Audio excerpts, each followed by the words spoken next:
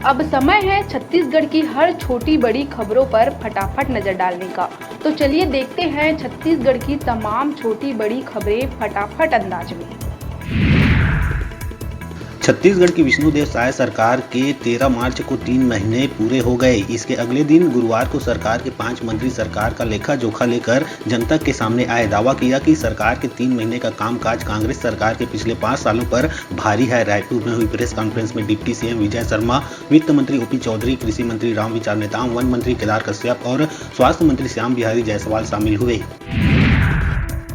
प्रदेश में लगातार ट्रांसफर का दौर है जारी। इसी बीच राज्य सरकार ने भारतीय प्रशासनिक सेवा के अधिकारियों का किया तबादला। इस संबंध में सामान्य प्रशासन विभाग ने आदेश किया है जारी। जारी आदेश के अनुसार 13 IAS अफसरों के प्रभार में बदलाव के साथ अतिरिक्त प्रभार सौंपा गया। लोकसभा चुनाव के दौरान गाड़ियों से बिना दस्तावेज के 50,000 रुपए से ज्यादा बड़ी रकम नहीं ले जा सकेंगे। यही नहीं, शराब का अवैध परिवहन, बिना दस्तावेज के प्रचार सामग्री, मतदाताओं को प्रभावित करने वाली संदिग्ध सामग्री व वस्तुओं का परिवहन, अनाधिकृत बैनर, पोस्टर, प्रचार सामग्री, बिना अनुमति के प्रचार वाहन के खिलाफ नियमानुसार कार्रवाई की जाएगी। न्यायधानी बिलासपुर के पुराना बस स्टैंड में मल्टी लेवल पार्किंग निर्माण कार्य चल रहा है, जिसमें लेट लतीफी को लेकर ठेका कंपनी पर 60 लाख रुपए का जुर्माना लगाया गया। निगम प्रशासन ने यह जुर्माना कोलकाता की ठेका कंपनी सिम पार्क पर लगाया है। बिलासपुर में रेत का अवैध उत्खनन धड़ल्ले से है जारी। अरपा और खारंग नदी से रेत का जमकर चल रहा है अवैध उत्खनन और परिवहन। अब खनिज राजस्व विभाग और पुलिस की संयुक्त टीम ने कार्रवाई करते हुए पिछले 2 दिनों में 20 गाड़ियों को किया है जब्त। पुलिस प्रशासन की संयुक्त टीम ने 13 और 14 मार्च को सरकंडा, रतखंडी, पौसरा और सिविल लाइन क्षेत्र में खनिज परिवहन कर रहे वाहनों की जाँच की। राजधानी रायपुर में डकैती का सनसनीखेज मामला सामने आया। माना बस्ती इलाके में 4 नकाबपोश बदमाशों ने देर रात घर के सदस्यों को बंधक बनाकर लाखों की डकैती की। बताया जा रहा है कि लुटेरे घर में रखे लाखों के जेवरात, नकदी समेत 10 लाख रुपए का सामान लेकर हो गए फरार। वहीं नकाबपोश बदमाशों ने घर के सदस्यों का हाथ पैर बांधकर मारपीट भी की। कोरबा जिले में एक दर्दनाक हादसे में बाइक सवार एक युवक की मौत हो गई, वहीं दूसरा युवक गंभीर रूप से घायल हो गया। यह पूरी घटना बांगो थाना अंतर्गत लमना की है, जहां पेट्रोल पंप के पास खड़ी ट्रेलर से बाइक में सवार 2 युवक टकरा गए। रघुनाथ सिंह तमली डांड निवासी की मौके पर ही मौत हो गई। वहीं बाइक के पीछे बैठा जगन्नाथ को गंभीर चोटें आई है। बलौदाबाजार से महज 5 किलोमीटर दूर स्थित रिश्तेदा गांव में 65 साल के बुजुर्ग की हत्या कर दी गई। उसकी लाश बाथरूम की सीढ़ी पर मिला है। शुरुआती जांच में हत्या का शक परिवार पर ही जताया जा रहा। मामला सिटी कोतवाली इलाके का है। जानकारी के मुताबिक चिंताराम वर्मा अपनी पत्नी कुमारी बाई, बेटा जितेंद्र और 12 साल की पोती के साथ रहता था।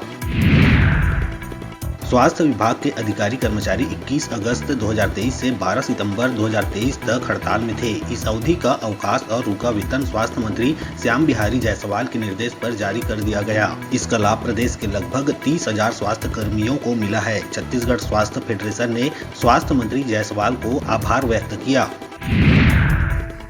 बिलासपुर के जिला शिक्षा अधिकारी कार्यालय में अफसर और कर्मचारियों की मनमानी चल रही है। यहां उनके आने और जाने का कोई टाइम नहीं है। शुक्रवार को कलेक्टर अवनीश शरण ने दफ्तर का औचक निरीक्षण किया, तब कुर्सियां खाली देखकर उन्होंने जमकर नाराजगी जताई। कलेक्टर ने उपस्थिति पंजी जब्त कर सबकी हाजिरी ली, तब पता चला कि 21 अधिकारी कर्मचारी ऑफिस से गायब है। उन्होंने सभी को नोटिस जारी कर जवाब मांगा है। गरियाबंद जिले के छूरा में लगातार हो रही बिजली कटौती के विरोध में आज ग्रामीण लामबंद हो गए। ग्रामीणों ने जमकर हंगामा किया। उन्होंने कहा कि बिजली कर्मियों की ओर से रात के अंधेरे में चुपके से फेस का जंपर काटने से सिंचाई पंप बंद होने के कारण फसल बर्बाद हो रहा है। साथ ही परीक्षा दे रहे छात्र भी पढ़ाई नहीं कर पाने से परेशान है। ग्रामीणों के हंगामे के बाद बिजली कटौती का समय तय किया गया।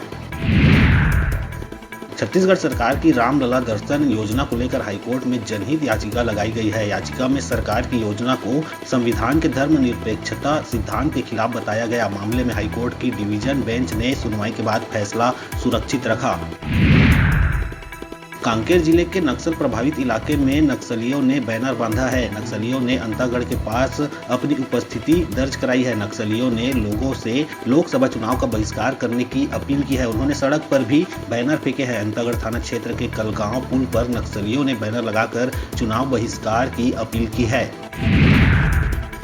राजनांदगांव जिले के डोंगरगढ़ स्थित मां बमलेश्वरी की पहाड़ी में गुरुवार देर रात आग लग गई। आग लगने के कारणों का पता नहीं चल पाया है। तेज गर्मी और सूखे पत्तों की वजह से आग तेजी से पहाड़ी पर फैलने लगी। सुबह 4 बजे जब कुछ लोगों की नींद खुली तो उन्होंने पहाड़ी पर आग की लपटों को फैलते देखा। इसके बाद मां बमलेश्वरी मंदिर ट्रस्ट समिति के पदाधिकारियों को इसकी जानकारी दी गई। जांजगीर चांपा जिले के जिला मुख्यालय से 12 किलोमीटर दूर ग्राम अवरीद के नहर से 18 घंटे बाद बच्चे का शव मिला। बच्चे की पहचान रितेश बघेल के रूप में की गई। जिला मुख्यालय से होकर गुजरी हसदेव नदी में रितेश बघेल नहाने के दौरान पानी की तेज बहाव में बह गया था। शव को पोस्टमार्टम के लिए जिला अस्पताल भेजा गया। अभी वक्त हो चला है छोटे से ब्रेक लेने का, तो देखते रहिए न्यूज़ 36 छत्तीसगढ़ की आवाज़।